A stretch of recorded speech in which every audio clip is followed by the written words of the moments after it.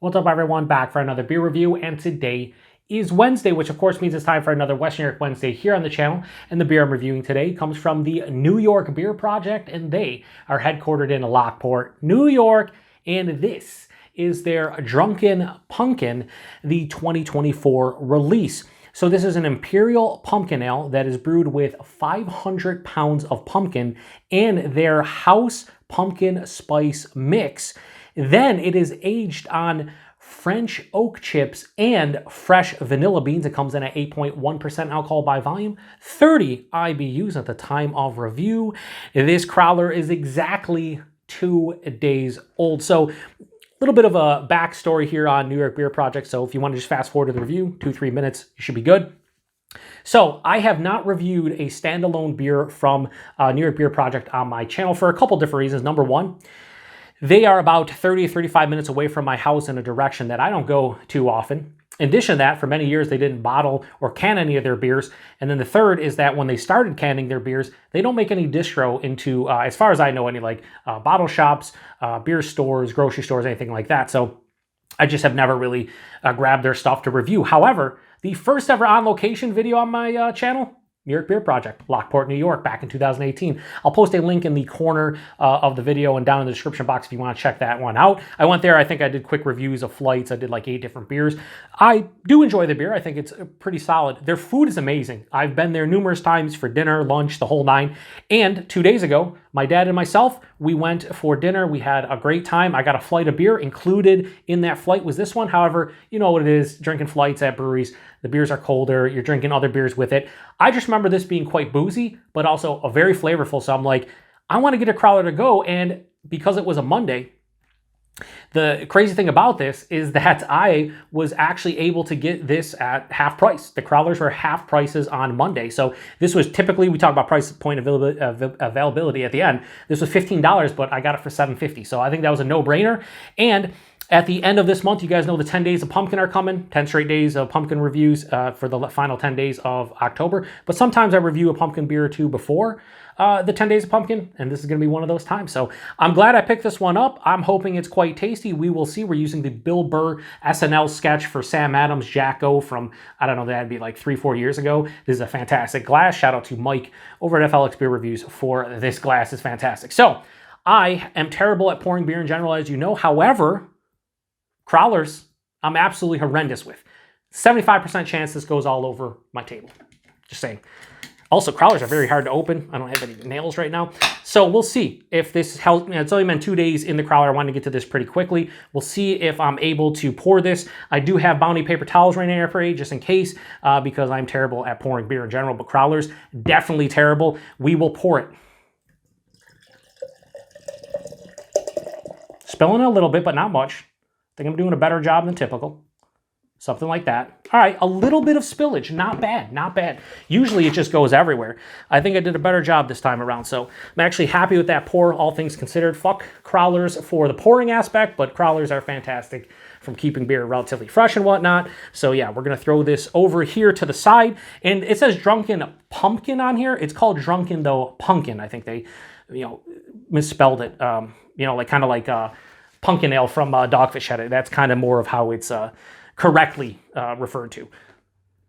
OCD. Anyway, we have this beautiful beer in a glass that you can't probably see as much. Yeah, it has this awesome, like, I said this in an Oktoberfest for burnt sienna, but this is more like a darker, like ruby red color. It's cool because it has like lighter orange tinges at the bottom, but as it rises up through the glass, it becomes more of like an opaque kind of like, yeah, like I would say like almost like a rust or like deep dark bronze color. Finger, just over a finger of this off-white, or no, sorry, off-white. I'd say more of like a tannish, like a dark tan into a light brown. That looks awesome in the glass. And I think for people who don't enjoy pumpkin beers, you could just refer to what it says right there. The fuck is this shit? It's a pumpkin beer. Hold it up to light. Yeah, now you hold up to light, it's not as opaque, it's darker. You hold up to light, it does have a decent clarity. You can see my hand throwing out. But that looks awesome. There is a little bit of alcohol legs, 8.1%. I also want to mention their house pumpkin spice blend. They say it's better than Starbucks. I'm trying to remember this. Ginger, cinnamon, mace, Jamaican allspice, annatto seeds, and coriander. I think that's correct. So, yeah, anyway, and like I said, this is aged on our French oak chips and vanilla beans. And I'm really looking forward to this. So let me get a nose here. Ooh, oh, very pumpkin. So if you're one of those folks that doesn't like pumpkin beer because it smells too much like a pumpkin scented candle or something like that, you probably won't dig this one, because right off the nose, yeah, the ginger's huge, the cinnamon's huge. I'm getting allspice. It has a very sharp, spiced kind of note to it. But underneath that, caramelized sugars, like caramelized sugars beyond belief. There's brown sugar, there's caramel, a little bit of toffee. It has a sweetness to it. There's a generic earthiness. Maybe it's coming from the 500 pounds of pumpkin. Also, as far as New York Beer Project goes, outside of their Lockport location, which is the original, and why I say they're headquartered there, they have one in Orchard Park, New York. Victor, New York, which is just outside of Rochester. Orchard Park is the south town of Buffalo, and Lockport is the north town of Buffalo. And then they have a location in Orlando, Florida. It's nice. It smells very pumpkin pie-esque, like the pumpkin pie filling. You get the spiciness, you get all that confectionery sugar, and then it has a nice like dollop of vanilla, I would say, on top. A slight graham cracker, like crusty kind of pie. I will say though, and then noticed it, and I mentioned it earlier, but it is boozy. This is one of the more boozy 8-ish% beers I've had, period, let alone a pumpkin beer. Like you can smell this is an imperial beer. It definitely has a boozy kind of a slightly astringent kind of sharpness to it. Yeah, I mean, it smells like a pumpkin beer because it is. It very vibrant, very intense. It is 8.1%. So while you're getting that booze, the intensity of flavors match up to the ABV, which I appreciate. Because if you weren't getting a lot or the intensity of flavors were lacking, then like what's the point of drinking an 8.1% beer if it's kind of bland? I feel like I want a big, if it's going to be big and boozy, I also want the flavors that accompany a big boozy monster. So let's get into it. First pumpkin beer of the season. Cheers, everybody.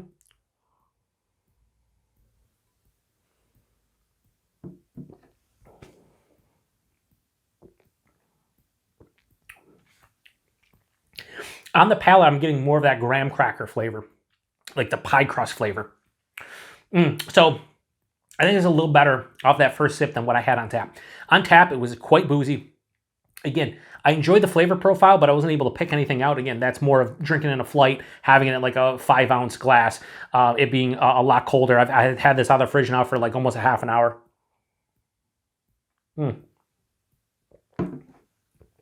Buying this is higher side of medium, 8.1%. It's nice. The mouthfeel has a nice moderate carbonation, but it is smooth. A touch of creaminess to it as well.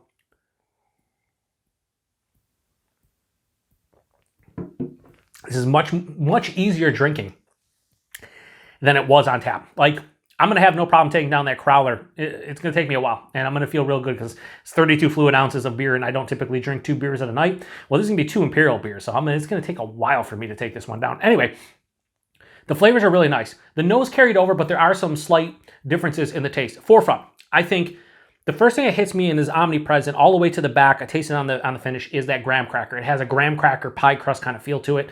That wasn't as noticeable in the nose, just a slight kind of aromatic from the graham cracker. I don't know if they're actually using graham crapper. This is why I call them the Beer Patrol, because I can't speak and then I make up new words, and graham crapper is one of them. But graham cracker, I don't know if they actually use it in here, but I wouldn't be surprised based on the intensity of that profile on the palate. After that, though, caramelized sugars, brown sugar, caramel for sure. There is a nice like toasty kind of feel to the beer as well. And yeah, the pumpkin to me in this one, it's kind of like there's a generic earthiness, and I think that would be the pumpkin.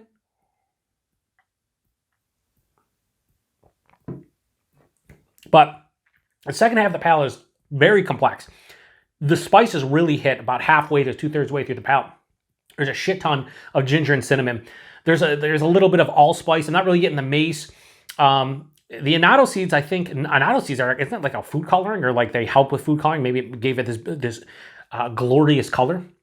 But the coriander, I'm not really getting as much. It's pretty much ginger, cinnamon, and allspice for the most part. However, there is like this drying kind of oaky sensation, probably from the French oak chips. This one finishes full on dry, probably from the spices in addition to the oak chips. And then there's this underlying vanilla tinge on the sides of the palate. So this is like a pumpkin pie slice stuffed into a beer, but it's not over the top. It's not, what I love about it is not crazy sweet. That caramelized sugars, the sweeter sugars at the forefront, like the brown sugar, the caramel, and things of that nature, it's not that big to begin with.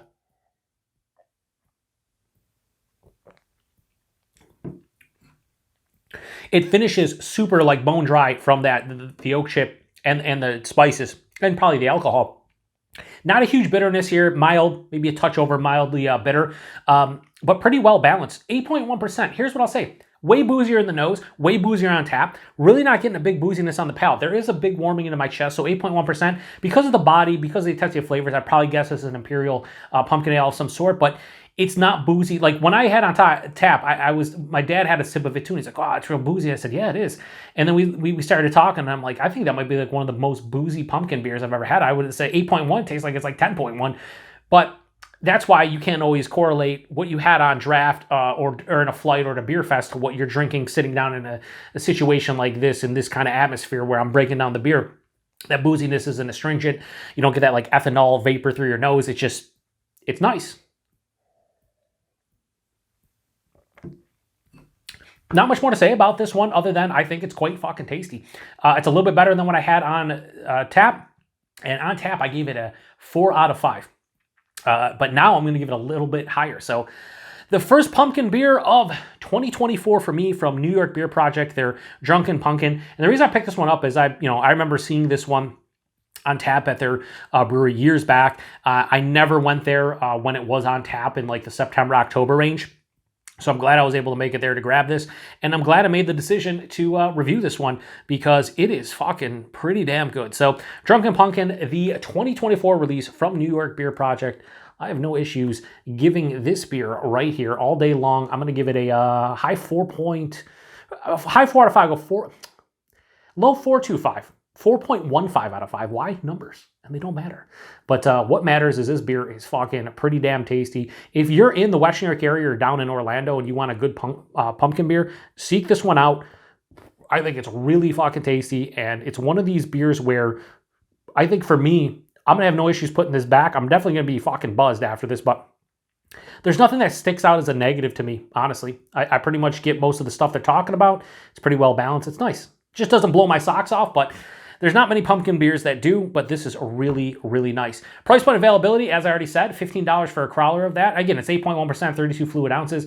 If you bought, so that'd be like $7.50 a can for 16 fluid ounce. Yeah, on the higher end for sure. But I got it on a Monday where it was $7.50, and if you break that in half, that's $3.75 for a 16 fluid ounce can. I would pay that all day, every day. So I would say just get on tap at the brewery. You don't need 32 ounce crowler. You don't need a 64 ounce crowler, but I would definitely recommend checking it out if you're in the area. And availability, like I said, they have a Lockport location. In New York State, West New York, they have a Lockport location that's north of Buffalo. Orchard Park location, that's south of Buffalo. Victor location, I want to say that's like southeast. I'm pretty sure it's like southeast of Rochester, I think, where Victor is.